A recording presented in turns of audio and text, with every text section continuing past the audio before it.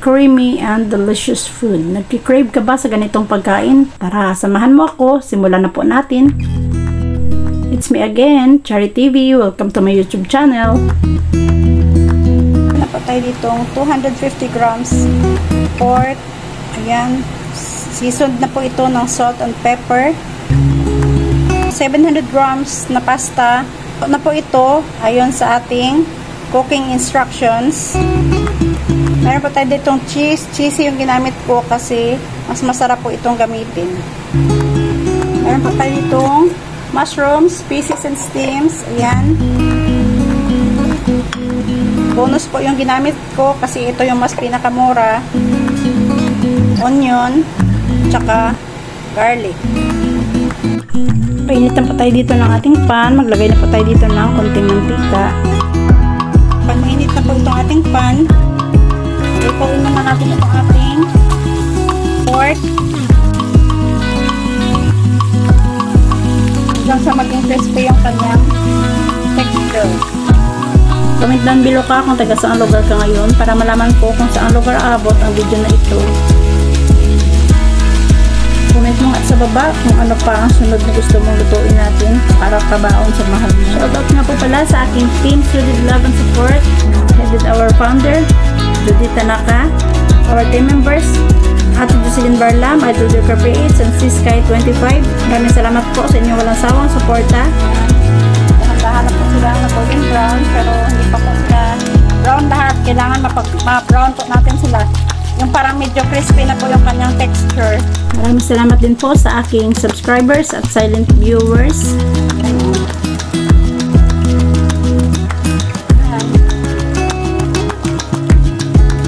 Kailangan mo talaga magiging brown yung kanyang texture lahat. Ayan, pag ganyan na po yung kanyang kultura, sisit-usit na po na natin ito.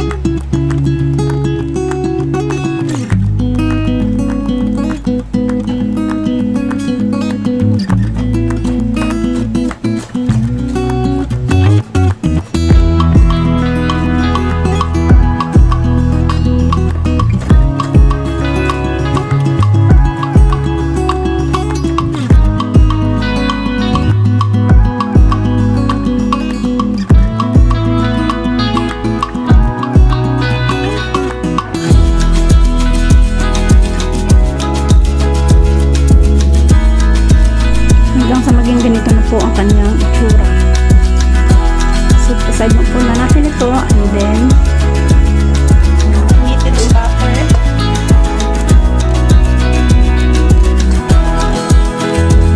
Gisa ang sibuyas para bumango.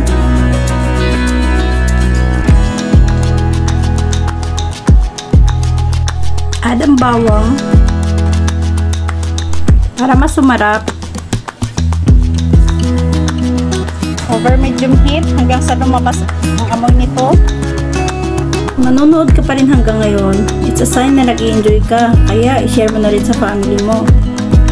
Para hindi na rin sila mahirapan mag-isip ng pang-merienda at pang-baon sa opisina.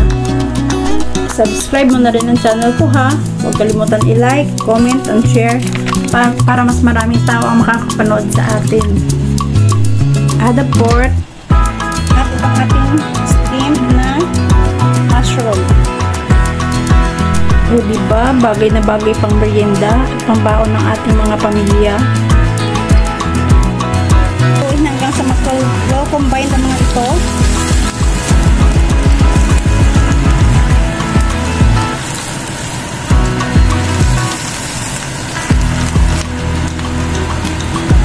Yan guys, amoy pa lang. Ang bango na po niya. Ang sarap na po niya.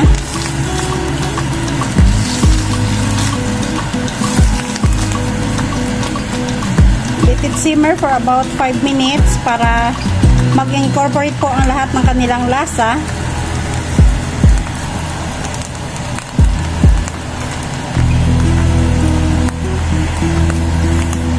Yan, after na 5 minutes, ganyan na yung kanyang itsura.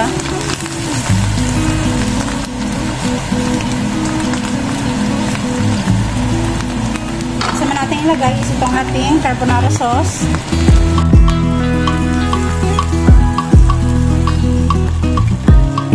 Then, mag-add po tayo dito ng 1.5 cup ng pasta.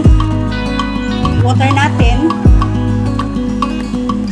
Then, mag-add lang po tayo dito ng konting salt. And then, yung black pepper natin para sa ating additional na timpla. So, haluin hanggang sa mag-well combine po ang lahat ng ingredients na ating nilagay.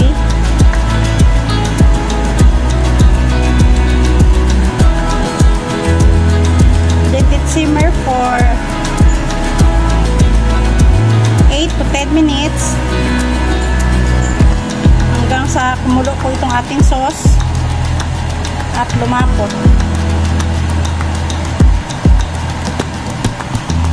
While simmering, mag-ano pa tayo dito ng ating grated cheese para magdagdag ng lapot sa ating sauce.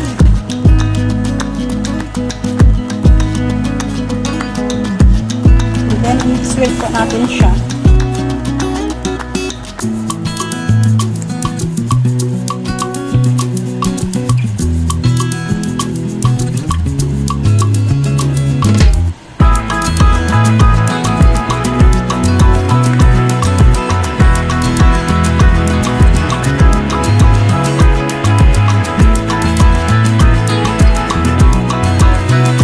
Simmer lang natin ito hanggang sa lumapot ng ating sauce. With the help of our cheese na nilagay, let's continue simmer.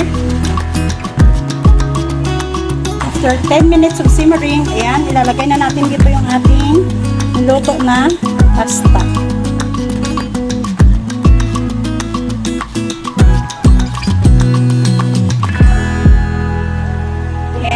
Mix all together para mag-combine yung ating pasta at ang ating sauce.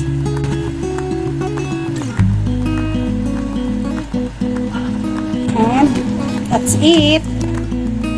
Our carbonara is done. Ready to serve.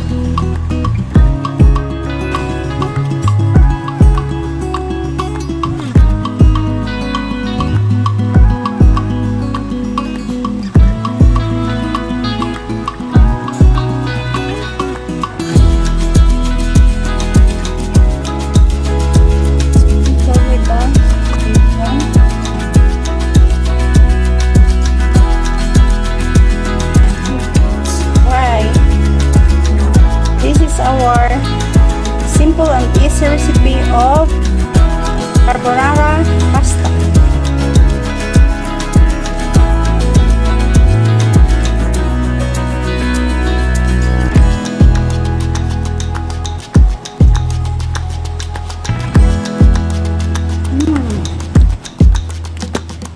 The taste is so creamy.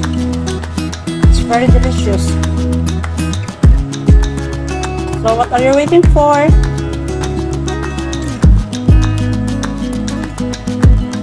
Try my recipe and enjoy. Please like, comment, and share. Thank you for watching. Bye-bye.